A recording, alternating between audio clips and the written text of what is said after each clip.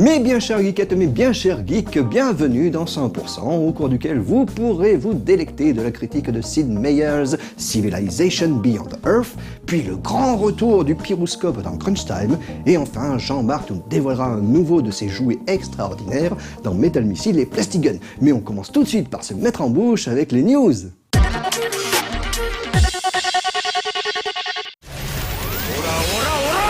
Au moins, il faut reconnaître une qualité à la Team Ninja et à Tecmo Koei. Quand il s'agit d'annoncer leur nouvelle version de Dead or Alive, ils ne trichent pas. Il ne s'agit pas de faire avaler des couleuvres aux joueurs. Ça tatane, ça bastonne, ça cogne, avec différents combattants, voire une préférence soulignée pour les combattantes en pleine forme.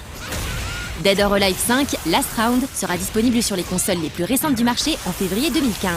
Sur PS4, une version Core Fighters permettra de jouer gratuitement avec 4 personnages, Ayane, Hayate, Kasumi et Hayabusa.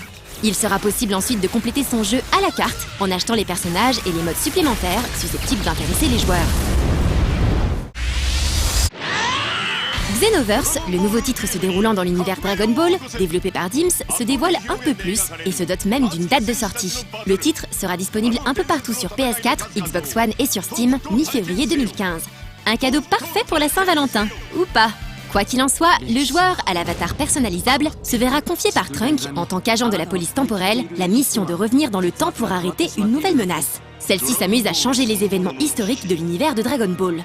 Il sera donc possible de revivre les grands moments de Dragon Ball, d'explorer des timelines alternatives et de faire équipe avec Goku et les autres. On aperçoit également dans ce trailer l'endroit qui servira de hub central aux joueurs.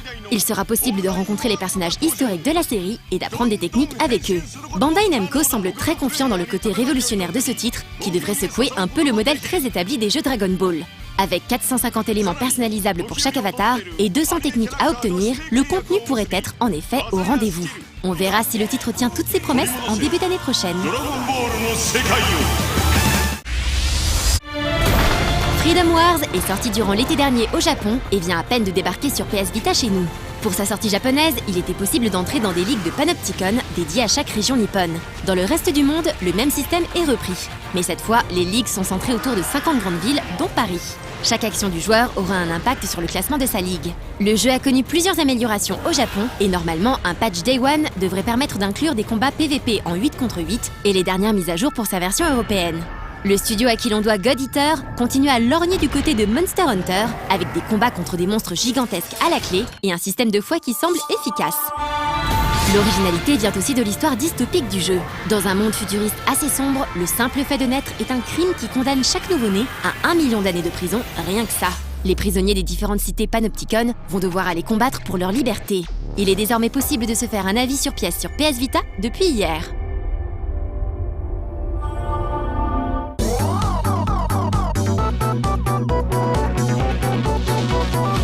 Depuis le temps qu'on l'attendait, il est enfin arrivé, le nouveau jeu de stratégie au tour par tour, Sid Meier's Civilization Beyond Earth, qui est la suite spirituelle de Sid Meier's Alpha Centauri. Alors bon, je sais pas vous, mais je remarque un truc quand même, c'est qu'il y a beaucoup Sid Meier dans le titre des jeux de Sid Meier. Alors je sais pas, je finis par me poser la question, est-ce que c'est pas un problème d'ego, hein?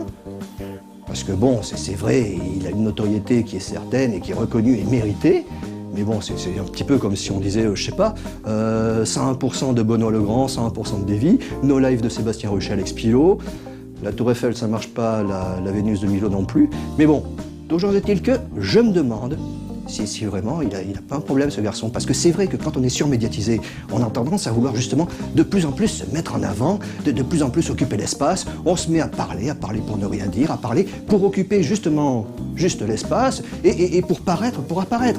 Alors, je connais pas personnellement Sid Meier, je sais pas si c'est son problème, je sais même pas si la critique va y répondre, mais en tout cas on va la regarder tout de suite.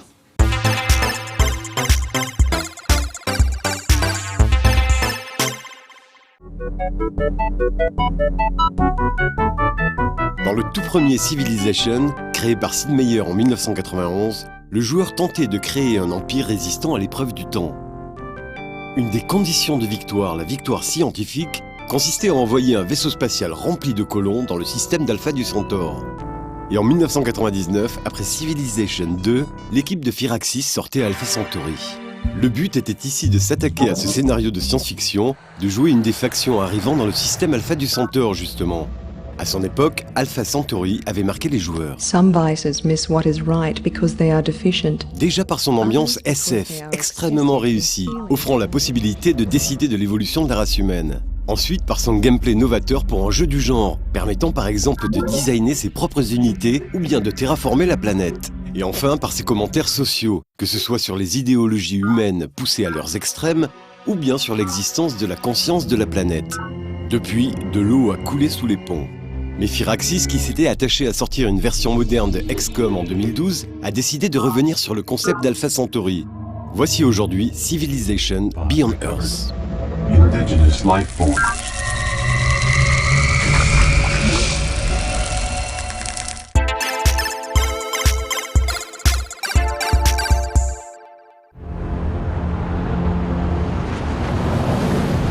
Dans le monde de Beyond Earth, une grande catastrophe s'est produite sur Terre.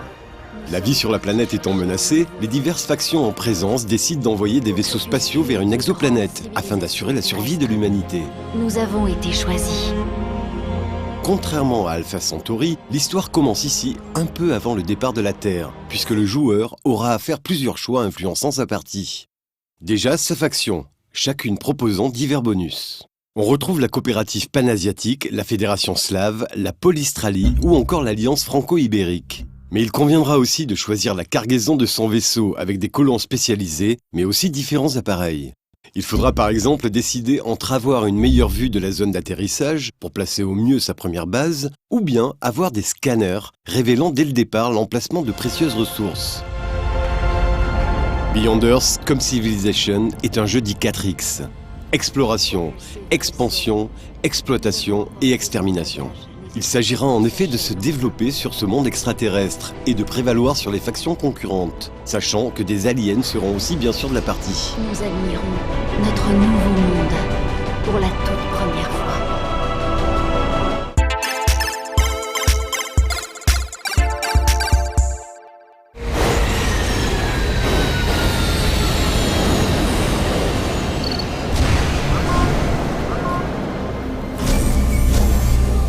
Si Alpha Centauri était basé sur Civilization 2, Beyond Earth est clairement basé sur Civilization 5. Comme dans celui-ci, le monde est divisé en cases hexagonales et dès que la première base est posée, on retrouve une interface familière. Mais alors qu'on décide d'explorer les alentours, on se rend compte qu'on a bien affaire à un autre monde. Le terrain est différent, les ressources sont parfois curieuses et un miasme toxique est présent sur certaines cases. Tout ceci sans compter les aliens, insectoïdes ou bien vers géants, ceux-ci évoluent à la surface de la planète sans trop se soucier des colons, jusqu'aux premières échauffourées. Arrivé sur cette nouvelle planète, le joueur va bien sûr se développer. Il s'agira d'explorer les environs, de produire des unités, d'exploiter des ressources et de s'étendre. Des systèmes de Civilization 5 ont ici été légèrement adaptés. La monnaie du jeu, par exemple, est l'énergie, vitale pour survivre. Le contentement de la population est remplacé par la santé de votre colonie. Et dès l'arrivée, le joueur va commencer à effectuer des recherches scientifiques galvanisées par ce nouvel environnement. Prenez un problème simple, comme la navigation d'un vaisseau spatial approchant la vitesse lumière. Contrairement à un Civilization classique, les technologies disponibles ne se présentent pas sous forme linéaire, avec un début et une fin, mais en toile d'araignée. La recherche progresse avec la découverte de technologies de nœuds, chacune possédant des technos affiliés. Suivant la découverte de technologies, le joueur gagnera des points dans les différentes affinités du jeu. Ces affinités représentent les choix de développement de l'espèce humaine Nous avons abandonné ces fusées qui nous ont fait quitter la Terre. et mènent le joueur à des conditions de victoire qui leur sont propres. On a tout d'abord la pureté, le choix moral de conserver l'espèce humaine telle qu'elle est. Sa victoire spécifique, la Terre promise, sera de construire la porte de l'Exode, ouvrant un portail vers la Terre et d'accueillir des réfugiés terriens. La suprématie consiste de son côté à faire évoluer l'humanité vers les machines, avec des implants cybernétiques et le but ultime du téléchargement de la conscience.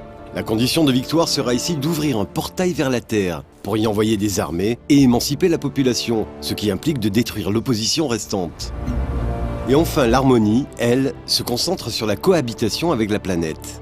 Les factions choisissant cette affinité n'hésiteront pas à intégrer de l'ADN extraterrestre dans leur propre population pour s'intégrer avec ce nouvel environnement. Cela pourra aller jusqu'à pouvoir bénéficier du miasme, auparavant toxique et qui sera désormais bénéfique. La victoire pourra être atteinte, comme dans Alpha Centauri, en se connectant avec la conscience de la planète. Deux autres conditions de victoire existent qui ne relèvent pas d'une affinité en particulier. Le contact, hommage au livre de Carl Sagan, qui demandera aux joueurs de décoder le signal laissé par les précédents habitants de la planète. Et bien sûr, la domination, où le joueur aura capturé les capitales de toutes les autres factions terriennes de la planète. Les affinités sont une composante essentielle du jeu. C'est grâce à l'avancée du joueur dans les affinités qu'il pourra faire évoluer ses unités en version plus puissante, avec à chaque palier un choix à faire sur les bonus obtenus. Et parmi les ressources présentes sur la carte, les affinités auront des besoins particuliers en ressources extraterrestres. On peut trouver du cuivre, de l'or, du titane et même du pétrole. Mais les trois ressources les plus rares sont l'aéroche, utilisée majoritairement par la pureté, la biomasse, privilégiée par l'harmonie, et la fyraxite, nécessaire à la suprématie. Ces ressources permettront de construire les unités spécifiques à ces affinités, forcément plus puissantes que les unités standards. Notez qu'il est tout à fait possible de développer plusieurs affinités à la fois, permettant ainsi une customisation encore plus poussée des unités. À côté du système d'affinités, la culture générée par la civilisation du joueur va lui permettre de débloquer des valeurs, apportant différents bonus. Ces valeurs sont similaires aux doctrines de Civilization V et sont séparées en 4 arbres. Ces arbres sont divisés en 3 niveaux de profondeur, ce qui permet d'avoir non seulement des bonus en se focalisant sur un arbre en particulier, mais aussi d'obtenir des bonus après avoir rempli un niveau de profondeur sur plusieurs arbres. Dans son développement, le joueur va forcément avoir affaire aux autres factions terriennes, celles-ci arrivant aussi sur la planète lors des premiers tours de jeu. Venez, mettez-vous à l'aise. Franco Iberia vous accueille chaleureusement. Les caravanes, déjà présentes dans Civilization V depuis l'extension Brave New World, sont ici primordiales.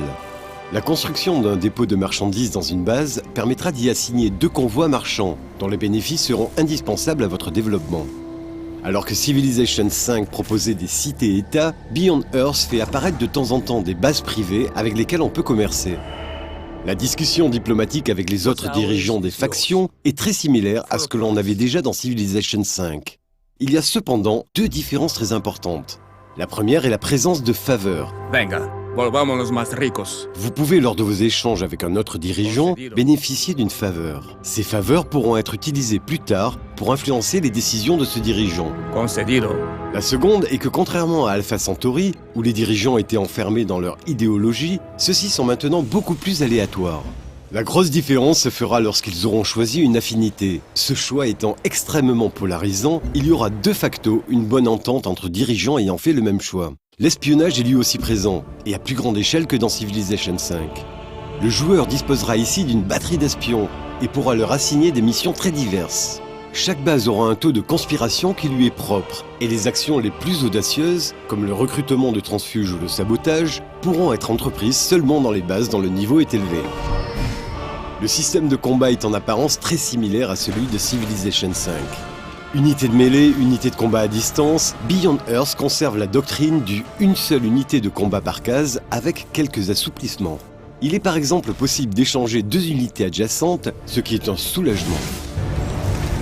La présence d'aéroglisseurs en fin de partie permettra un meilleur positionnement. Et le fait que les unités évoluent permettra de garder un nombre finalement restreint et donc clair d'unités en jeu. Mais le jeu propose aussi une autre couche au-dessus du terrain, le niveau orbital, où pourront être déployés divers satellites. Ceux-ci pourront aider la production sur les cases du joueur, exécuter des opérations de surveillance, influencer le climat. Et bien sûr aider à la guerre avec des satellites tactiques et même des lasers orbitaux. Une dernière nouveauté du système de jeu est l'apparition de quêtes.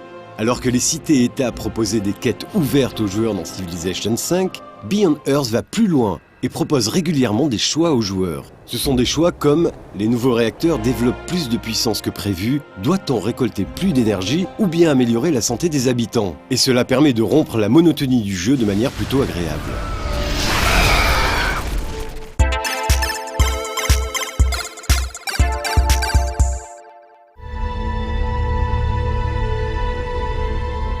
Avec Beyond Earth comme avec XCOM il y a 2 ans, Firaxis s'attaque à un monstre sacré du jeu vidéo et force est de reconnaître qu'ils ont réussi leur pari, avec quelques nuances. Alors que le jeu peut sembler extrêmement similaire à Civilization V au départ, les nouveaux systèmes en place changent l'expérience de jeu en profondeur. Les extraterrestres, par exemple, ne sont pas vraiment similaires aux barbares. Ils ont leur propre intelligence et il sera tout à fait possible de cohabiter avec eux. La toile des technologies, au départ un peu étouffante, devient de plus en plus intéressante au fil des parties, permettant aux joueurs de se développer vraiment comme ils l'entendent. Le changement du contentement des habitants vers un système de santé de votre population est vraiment appréciable, car beaucoup plus souple. Et les conditions de victoire sont clairement annoncées au monde entier. Il ne sera pas possible d'être pris en défaut par une victoire surprise d'une autre faction. En tout cas, on sera prévenu. Avec Beyond Earth, l'accent est mis sur la rejouabilité. Le jeu est moins prévisible et le multijoueur bien sûr présent peut se révéler étonnant. Mais alors que l'on pensait être face à une suite spirituelle d'Alpha Centauri, on ne peut s'empêcher de trouver cela un peu différent. Comme cela avait été le cas avec le remake d'XCOM finalement. L'ambiance science-fiction est bien rendue, que ce soit sur la planète ou via les technologies et bâtiments. Mais on ne retrouve pas l'étonnement que l'on avait face à Alpha Centauri à l'époque. C'est peut-être une question de présentation. Alpha Centauri était extrêmement bien écrit et ses concepts novateurs s'avéraient surprenants. Beyond Earth de son côté a lui aussi bénéficié d'une écriture soignée, mais elle est bien cachée. Il faut aller la chercher dans l'encyclopédie du jeu, ce qui est un peu dommage. Le choix d'avoir des dirigeants moins caractérisés aide la rejouabilité, mais affaiblit la narration car ils sont forcément moins marquants. Et les merveilles du monde que l'on peut construire sont limitées à des bonus de développement. Au vu du développement technologique non linéaire, c'était nécessaire pour la jouabilité. Mais en pratique, cela veut dire qu'elles sont moins intéressantes et forcément moins marquantes. Finalement, le plus gros défaut de Beyond Earth est son interface, qui est parfois pesante. Une proposition d'un autre dirigeant ne permettra pas d'aller vérifier les paramètres affectés sur le terrain, ce qui est plutôt pénible. Et les routes commerciales souffrent du même défaut que Civilization V, c'est-à-dire un manque flagrant d'automatisation. Heureusement, le jeu propose l'intégration de mods, et de nombreuses modifications sont déjà proposées quelques jours à peine après la sortie du jeu. Malgré ses défauts, Beyond Earth est une réussite. Ce n'est pas vraiment Alpha Centauri 2, son monde est moins original et il manque un peu de saveur.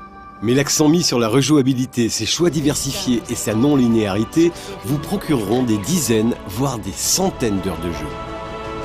Un nouveau départ pour l'humanité.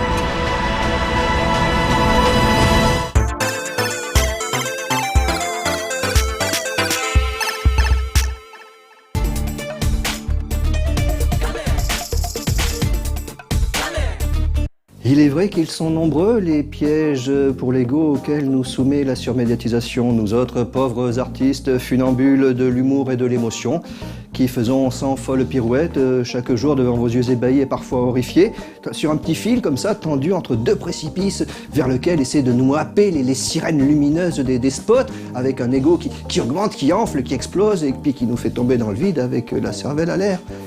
D'ailleurs, parfois, même les meilleurs d'entre nous se laissent tenter, parfois, j'en ai l'impression. Regardez Julien Pirou, son émission Crunch Time, dans laquelle il est censé nous expliquer les mots du développement du jeu vidéo. Aujourd'hui, le mot c'est scope. Scope, qui vient du grec scopein. Scopein, regardez. Qu'est-ce qu'il nous dit, Julien Pirou? Il nous dit, regardez-moi, je suis orange, je suis sympa, je perds mes cheveux, mais je vous aime, je vous fais des gros bisous à tous. Tout de suite, dans Crunch Time, Julien Pirou va nous expliquer le mot scope.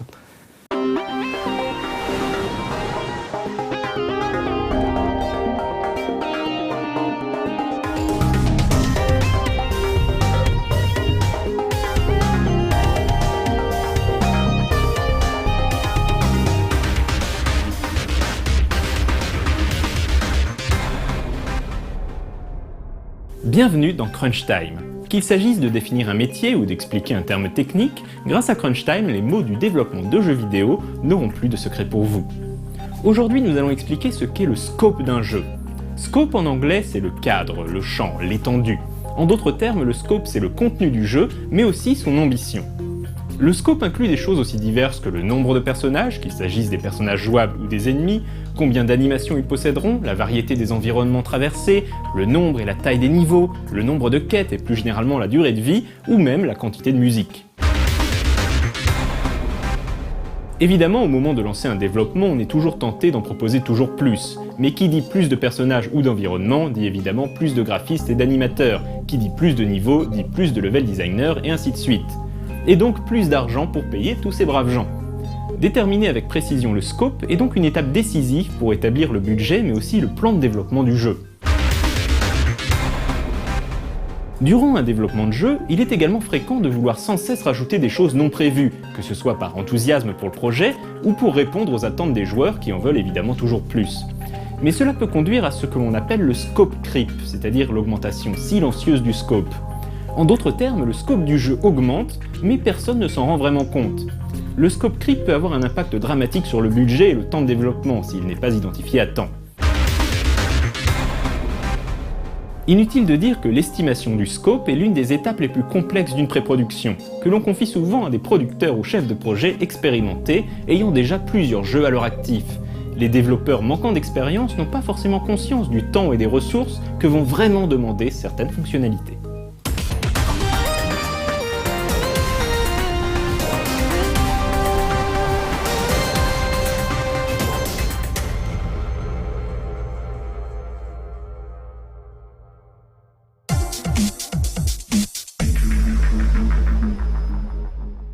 Il est vrai d'ailleurs que certains réussissent à leurrer ces sirènes lumineuses de la surmédiatisation en attirant leur attention, en la détournant vers une marionnette, comme le font les ventriloques. Bonjour Benoît, tu vas bien? Et en même temps, eux, non seulement ils sont protégés de ce gonflement de l'ego des sirènes, mais en même temps, ils prennent du plaisir à avoir leur marionnette qui est une extension extérieure à eux et qui est sous le feu de toutes les attentions. Et ça c'est beau, c'est magnifique. C'est d'ailleurs un petit peu aussi le cas de Jean-Marc. Bien sûr, Jean-Marc, quand il vient nous présenter ses jouets, il en retire beaucoup de plaisir, énormément de plaisir. Il me l'a dit, il me l'a avoué. Et d'ailleurs, aujourd'hui, c'est incroyable, il a un jouet. Il fait zip quand il roule, il fait paf quand il tourne, et il fait bouh quand il marche. C'est vraiment un jouet extraordinaire. Je m'en suis pas remis.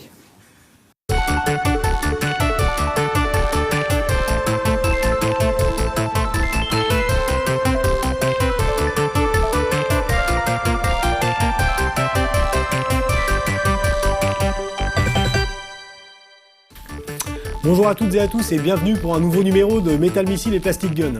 Aujourd'hui, encore la suite, préparez-vous, il y aura beaucoup de suites d'Exosquad.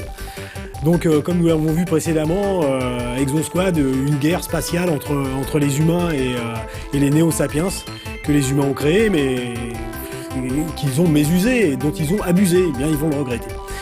Donc voici deux nouveaux Exosquad. Donc nous avons ici le Typhonus avec le High Speed Stealth E-Frame et Phaeton, le grand chef de tous les néo-sapiens, à bord de son Command E-Frame, comme le nom l'indique, c'est lui le boss.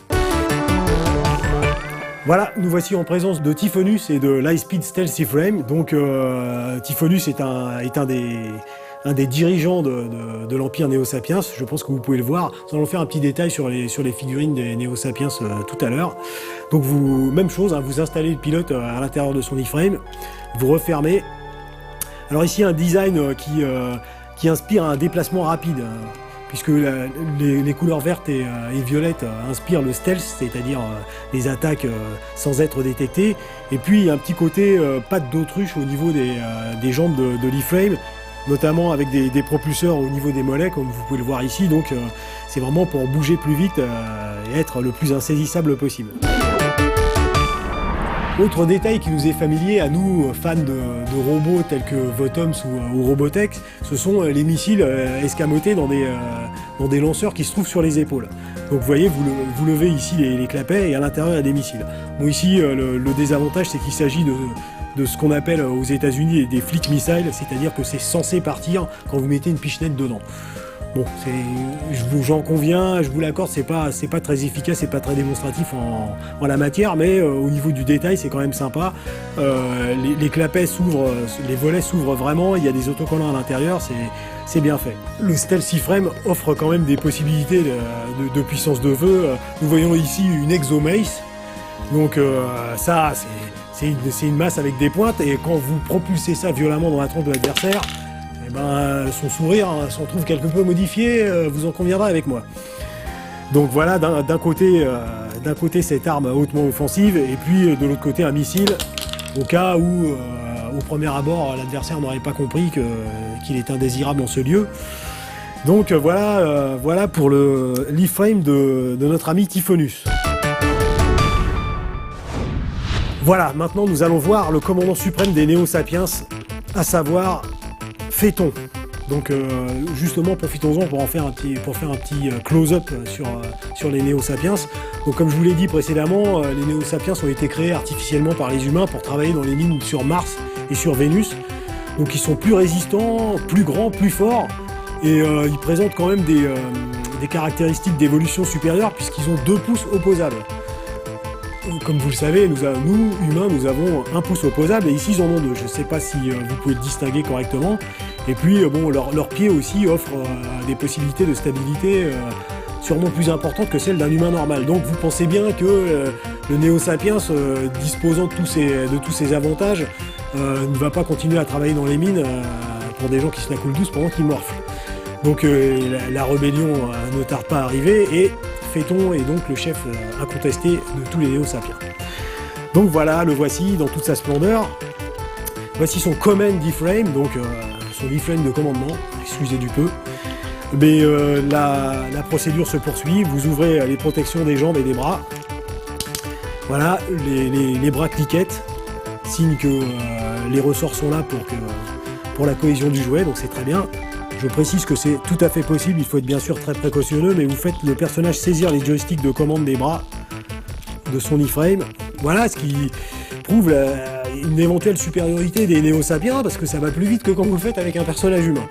Voilà, vous refermez, et je pense que le command e-frame a un aspect qui indique parfaitement la teneur de ses intentions.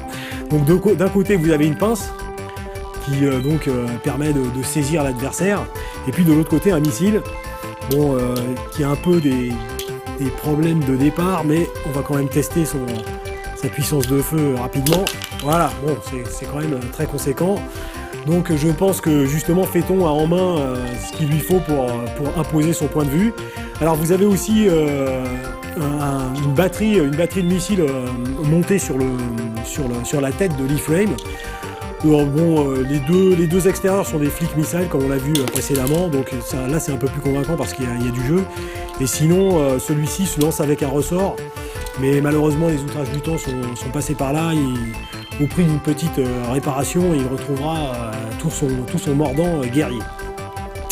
Voilà donc pour une suite d'Exosquad, des petits exosquelettes bien sympathiques.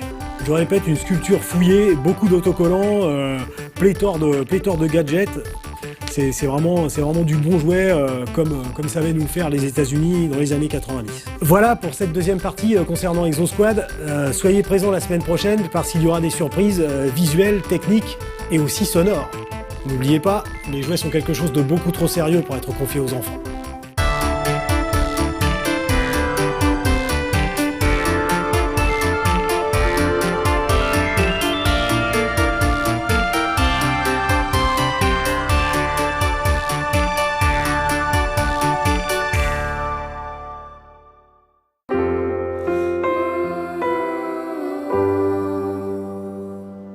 Oh, mais rassurez-vous, mes bien chers geekettes et mes bien chers geeks, je sais que j'ai pu en inquiéter certains en vous dévoilant certaines des zones d'ombre et des pièges qui nous attendaient à nous, hommes et femmes célèbres et publics, mais je saurai, vous savez, je saurai ne pas me laisser aller à la tentation, car j'ai beau avoir la tête si près des étoiles que le soleil fait fondre mes cheveux, mes deux pieds, eux, sont tellement fortement ancrés dans la moquette de nos lives que je saurais ne pas céder aux tentations et aux appels des sirènes surmédiatisateuses. Et même si, je sais pas, TF1 me proposait de l'argent pour tourner des émissions, des gros bisous, les geekettes, des gros bisous les geeks.